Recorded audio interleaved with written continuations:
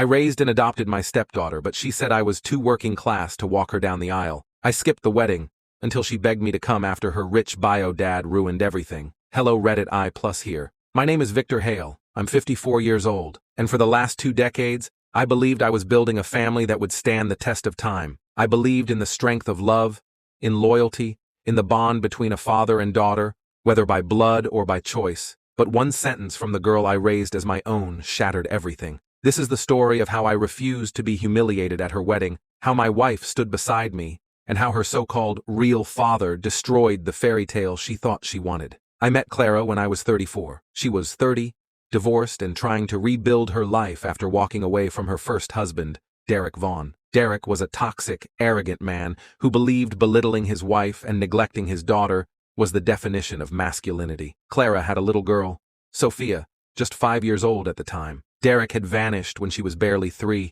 tossing them aside like old clothes. No child support, no birthday cards, no effort.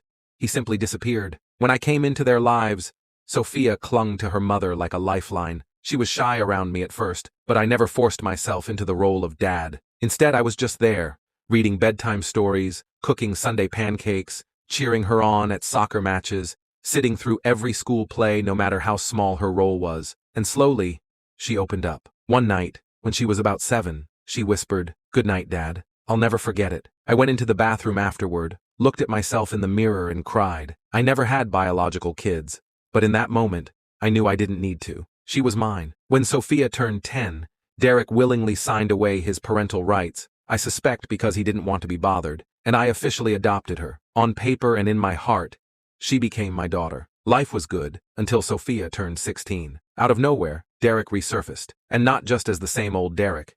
No, this time he was dressed in designer suits, driving a Mercedes, flashing wealth like it grew on trees. He claimed he'd changed and wanted to make up for lost time. I wanted to slam the door in his face. Clara wanted to as well, but Sophia was curious.